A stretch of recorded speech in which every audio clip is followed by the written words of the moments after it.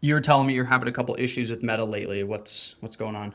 Yeah, I mean, one of the issues is, well, one of many. It's been a really kind of buggy quarter, especially for Q4. There's been a lot of ad duplication issues, error issues. Like 3 weeks ago, in almost all of our accounts, the any ads that were partner ads got automatically take turned off, and they had the ad error flag. Fortunately, we caught it right away, but literally an entire account that maybe is 30% of the ads being partner ads just being turned off on a Friday before a big promotion. In Q4, like in October, it's crazy to me that this is actually a thing, especially with the level of spend that the platform is getting. Yeah, It's so so frustrating. yeah, that and then a number of other issues like just spend pacing. Like if you have an account that's spending, hundreds of thousands a day and you need to reforecast mid-month, which means maybe you need to bring your budget down, it's acting a lot more like Google acts in the sense of giving you the ability to pump the brakes, which, and you know, their logic is like, oh, but that's good. It allows it to pace based on, auction liquidity and, available conversions, available audience, and the whole thing. But fact of the matter is, if you set a budget to one, if you set a budget, it shouldn't take 5 days for it to actually slow down and spend that budget that you set. We noticed, we set a budget, we reforecasted, reset the budget on a Thursday, and still spent 2 solid days over budget by about 20 to 25%. And then Saturday rolled around and we had the lowest spend day of the entire year. It basically, to hit that 7 day pacing, it realized, oh, it's out of money, and it it spent like 60% of our daily budget. um, so it's just it's a pain in all reality. If you're an advertiser trying to plan to a forecast and pacing or spend on a daily basis, it, in my opinion, is really problematic, and I don't think it should be legal. Yeah, and they almost give you fake controls. That you Yeah, they make it look like you can control it and you can set it, but it's just yeah. they completely disregard the rules. And the lack of clarity in it, I think, is the other piece, because now they have little prompts like in the ads manager that will, ask you to learn more and that stuff, but it just makes it's really unclear on what it actually means. So yesterday, for instance, I think this is bot traffic, but we had already reforecasted, pulled our budgets back. We need to come in at a very specific spend target for the month. Um, Now we only have about 7 days left to do that, but yesterday, for instance, it spends at its max 70% over our daily budget. And I go back, today to kind of check, all right, what was the traffic? It was clearly all bot traffic. The impact is no, there's a massive opportunity cost that, the brand and we're having to pay because something in this black box that we can't actually have any visibility to or see is broken. And not only that, the CSMs don't even know. And frankly, I don't even think the product managers know. So why does it have to go to 3 chains of command to try to figure out how this system is spending money? Anyways, the hope is that they'll reconcile it, do the right thing, agree that it was bot traffic, but it's going to be a couple of weeks probably before they can fully investigate and refund and make things right, and the damage is already done on the account. So I'm in a bit of a Yeah, and rant we're not right now. talking. Meta's great. It's been good for a lot of brands, but at the same time, I think there's a lot of serious problems that probably have to be addressed internally to be able to serve their customer where their actual revenue comes from to make.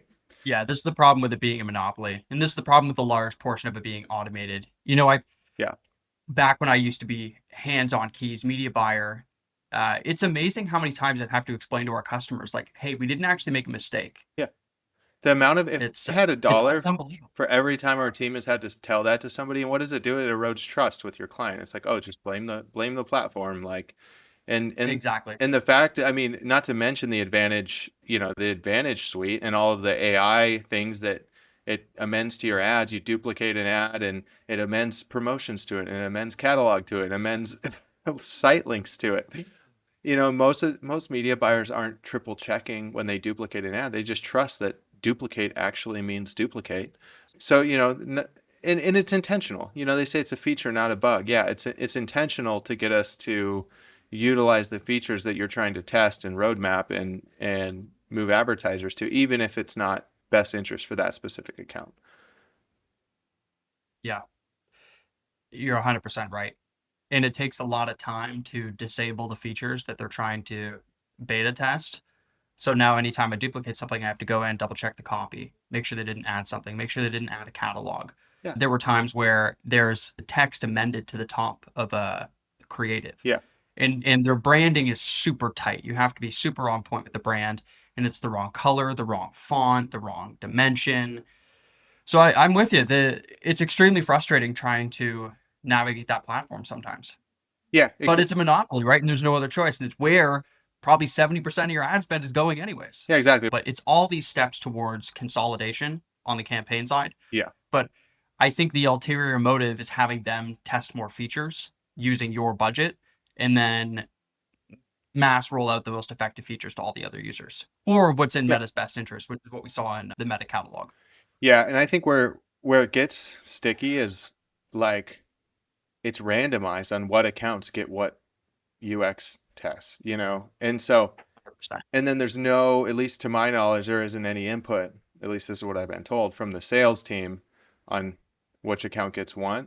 Well, that seems like a bit of a problem in my mind if like we're like, does that exist in banking? Does that exist with the Bloomberg terminal? Like suddenly you can be an expert at something using a certain UX and managing millions of dollars, and then you wake up the next day and it's completely different, and like the back end is doing a different thing. That like no, that doesn't happen. So why isn't there the same level of accountability advertising as there is in investment banking in a lot of ways? Like this especially even if you like look at recommendations, like if if a financial manager is going to make investment recommendations, there has to be a there has to be a what's it called, the compliance call out, like Right. this is not financial advice, do it at your own risk. I'm drawing a blank for the word. On another note, how does the auction feel this year compared to previous early Q4? Yeah, can I mean I think we all get into a bit of a spiral mid-October. We go into it, we know it's you know it's definitely a trough in the Q4 season, but keep it doesn't keep us from being anxious. Mid-October, late October is always slow. It's like people are they're either waiting for Halloween deals. There's just so much window shopping going on right now. There's people adding to cart, not purchasing. It's just part of the consumer behavior right now that's making things weird. But it's the same story every year. So, I mean, it feels very similar. I will say, like, to Meta's credit, the consolidation, the stuff that has actually performed a lot better recently in the sense of it feels more reliable. I've launched, did a relaunch on a new account, 9-figure brand, complete relaunch from net zero basically on this account, changed a couple factors, imported new creative, and I'm very surprised on the resilience and the stability of those campaigns. And we relaunched it in a fully consolidated format. Now this is a pixel that, is, significantly aged, a brand that's been around a while. Like they've got their CRO figured out, like everything's solid. So the relaunch is relatively easy, but for that, it's like, oh, this is performing really well. Also started, running ads for Friends brand, which very, very small, new product going to market. It's a digital product. It's a plugin for, a music production thing, and it's crushing. It's like absolutely crushing, but it's very niche down, low spend, but the creative is awesome. Like we have someone we work with on a number of different accounts, and he's probably hands down the best organic social video guy I've ever met in my life. He's a wizard. Like he can make any page go viral. Running his content as ads, it's a no-brainer. We're getting extremely low CPMs, great CPAs, just decent ROAS because the offer is good. And that's one Yeah. it's just going to blitz scale. There's the cogs are nothing because it's digital, so it's doing great. And again, consolidated format. Just throw your top social posts in there and let her rip. Yeah. I think this conversation, we're going to two different ends of the extreme where you have super low budget that's working well on consolidation. It's really creative led. So naturally it's going to do well for creative. It's absolutely crushing it. But then on the other side, you have huge brand, $250,000 a day budget. And that's where all these like attribution leakage issues come in and you get this bot traffic because Meta just wants to capture that massive budget that you're putting into the system. So yeah, we kind of need to detach the issue that you're having on the large account from the benefit that you're getting from, from these smaller bands that are obviously still doing really well with banger creative. Exactly. That's the hard part, and that's the disconnect. Or even going back to like, all right, well, how do you approach management for large brands? When you're looking at year over year reach and your year to date reach, and you're like, you've reached almost every possible woman in the United States at some point, Mhm. if not like Mhm. 30 times, so then what's the play? It's all about timing at that point, which is why you rely on automation, the algorithm, to figure out the best time to deliver ads to them. But it's just different type of marketing. Even I think media buyers now have to approach, at least Facebook, it used to be Facebook ad managers, but now media buyers, the term's continuing to evolve. But like, I think now you have to think of it like a marketer, from more of just a marketer. Like, speak to your persona or different personas in a way that connects with them, and do it at scale, and make sure you have a high enough frequency with a big enough audience to get the right saturation to be able to predictably, you know, scale or sell. It's where, Yeah, you have to connect with your audience at the end of the day. We hmm had this conversation a while ago, which is if you're running on, let's say, like a $10 CPM, how much do you have to spend to reach every everybody in your target audience in the United States? So if it's women ages 21 to 45, there's I think like 60 million people in that demographic. It might be even lower, it could be closer to 40 million. But there's a reality where you can actually reach them all multiple times yeah, within a year. So you need to be thoughtful. You need to be really thoughtful about the creative at that scale. totally. And the sequencing of it, that's one thing Meta's gotten really good at, is sequencing the creative to the person in the right way, or the right timing, where you What do can you mean put. by that? Like what creative you see for second, third? Yeah, exactly. So make sure you have very top of funnel style creative, middle of funnel, bottom of funnel, speaking to those different parts of the customer journey, speaking to the different personas.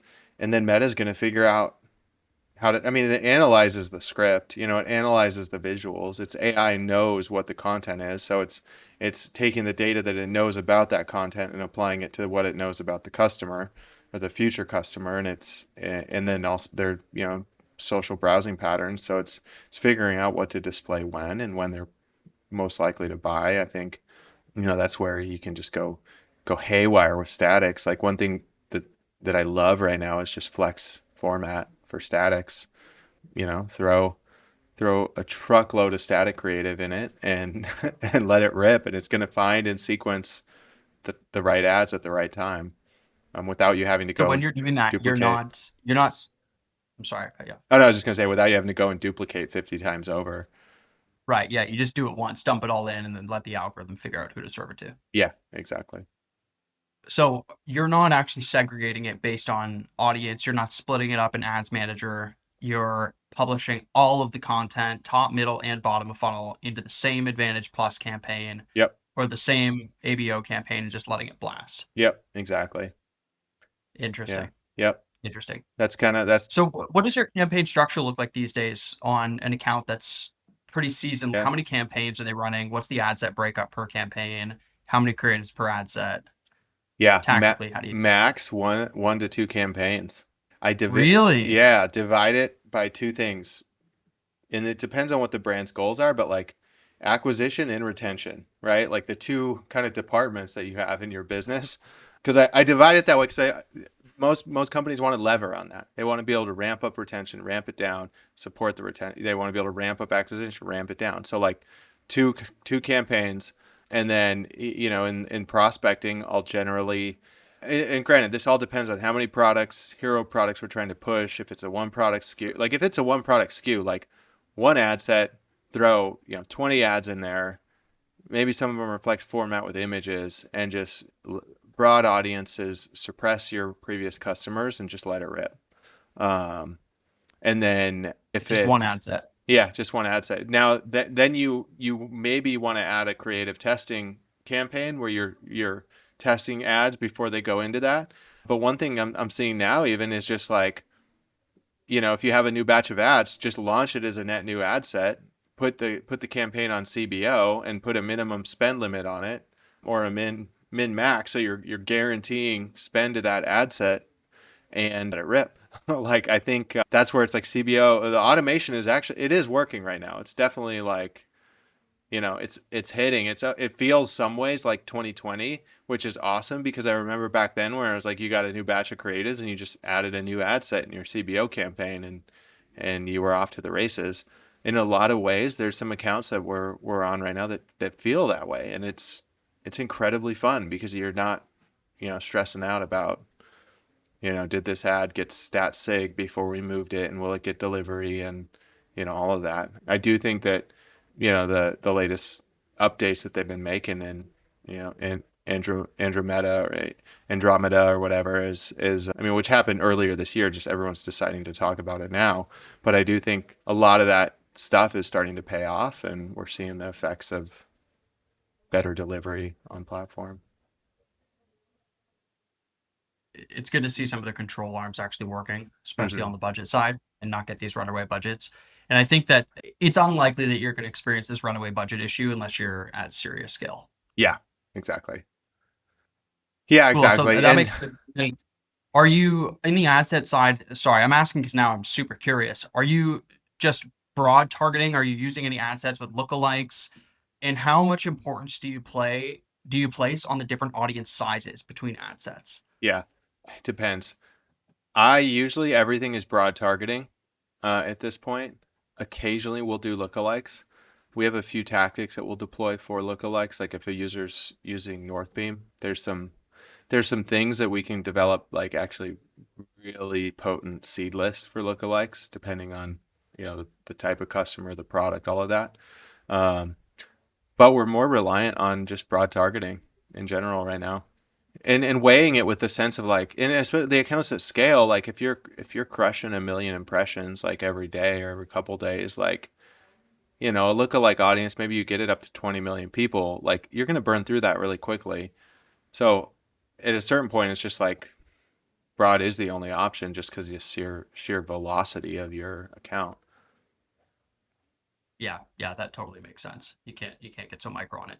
And then on the retargeting side, or I guess retention, are you breaking it up on different funnel events? Yeah, that's where it gets complicated depending on the amount of products. So we don't do it on funnel events. Like funnel events is out. Like anybody that's trying to do like retargeting, like, oh, we're going to retarget site visitors and then they're going to go down this sequence. It's just like all of that now, it lives inside of Meta's auction delivery. Just your broad targeting. The only delineation isn't funnel events. It's, are they customers or are they new customers? Or sorry, you know what I mean? Are you going after new customers or previous customers? So then on the retention side, then we will get a little granular on, like, on maybe it's a big account, like, oh, this person bought this product this many times. So we'll do a little cross selling in there, but primarily we'll divide it still by product types, so that each ad set has creative for that product type specifically, and then usually broad in the sense of it's just all customers, and then let Meta decide what to So it's deliver to just them. pixel retargeting. That's it. Yeah, it's both. It's past purchasers, 180 days on Meta, or sorry, Mhm. and then Klaviyo, post back, and then we also have another tactic that, if that certain clients get access to, which is a matching. It's a way we figured out to get a higher match rate on your customer list by manually doing it, which that actually works extremely well. We've gotten better new customer percentage, but like it's reduced leakage completely. Like we've been able to replace the new customer purchase event that we've been running this last year, primarily with this new kind of matching tactic. And that's proprietary to you guys, right? I mean, I've You kind of invented this sequence, and it's only available to higher spend accounts.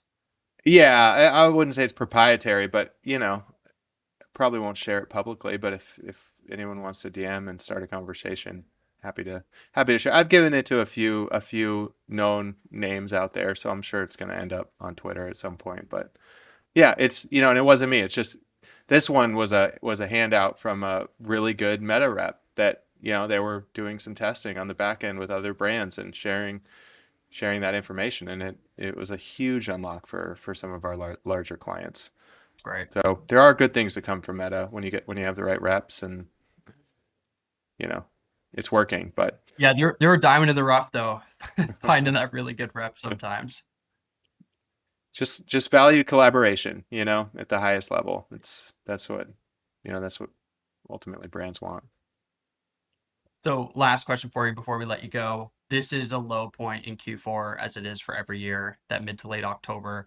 Are you using any alternative campaign types like reminder ads or something a little unorthodox to help get you through the low point? I love reminder ads right now, not for low points, but for building demand towards either the end of an offer or the launch of a new one. Yeah, we've talked about it before. Reminder ads are a fun little kind of tactic right now that I think gets overlooked a lot. Um, because its lack of transparency and measurement of seeing where, but when you have a large enough budget and you can do the lift studies and you can kind of, you do more, apply some of the like larger measurement strategies, you can definitely create a lot of impact with reminder ads. Yeah, that's great. That's great. Cool. Well, this has been awesome. Thanks for walking us through the structure. It's amazing how much it's evolved in the past couple of years. But yeah, this is a Absolutely. good one. Thank you again Cool. for joining me. Thank you. Talk soon.